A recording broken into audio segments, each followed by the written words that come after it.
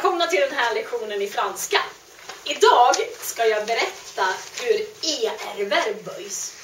Och er-verb är ett regelbundet verb.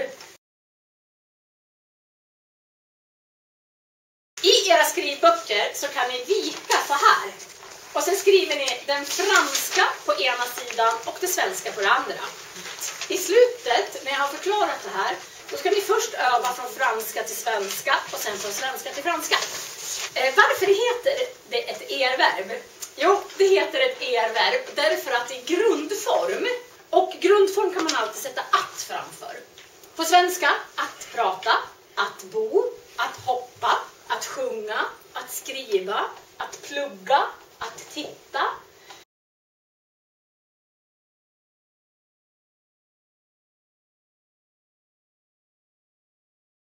Parler, det är alltså grundformen. Prata. Och då är det viktigt att man kan alla personer. Så att, ni har ju skrivit prata nu, parler, prata i era spalter. Och då kan ni skriva bara personerna först. Och första personen är alltid je. Det är jag. Andra personen är tu. Du.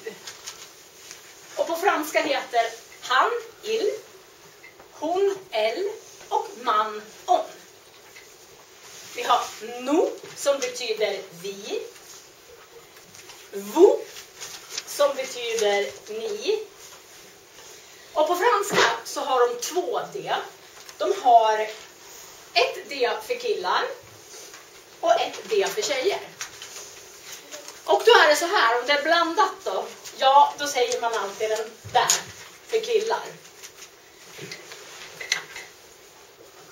Stammen ser alltså ut så där, parle. Och på den här stammen så sätter man dit en ändelse. Och i alla jag-former sätter man dit ett e. Det et uttalas inte. Så att det här, ska man uttala det här, je parle, je parle. På du-formen så har man naturligtvis stammen och ändelsen är es. På alla er-verb i hela franskan, alla du-former slutar alltid på es. Jämt. Men den här uttalas inte heller. Tu parles. På il, elle och on så har man samma form. För man räknar det här som första person, andra person och tredje person. Och då skriver jag först upp stammen. Parle. Och ändelsen är samma som på jag-formen. E. Il parle, elle parle, on parle. På nous, alltså på vi-formen, då skriver jag stammen. På ändelsen på den här så blir det ons.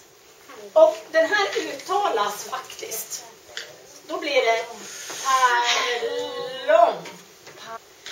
På ni-formen så blir det naturligtvis stammen. Och sen sätter man dit en ändelse som blir e-sata. Zäta hörs inte i slutet utav ord. Men e hörs. Så vous parlez, vous parlez. Och på den sista, stammen är parle. Här lägger man däremot till e-n-t. Det där är ett n. Då blir det il parle, elle parle. E-n-t hörs inte. På verb uttalas inte e-n-t på slutet. Je parle, tu parles, il parle, elle parle, on parle, nous parlons, vous parlez, il parle, elle parle. Och på svenska så är det väldigt enkelt. För man säger bara pratar på allihopa. Vilka er-verb har vi haft? Parler. Vi har haft habiter. S'appeler. Det var er-verb. Då ska vi först öva från franska till svenska och sen från svenska till franska.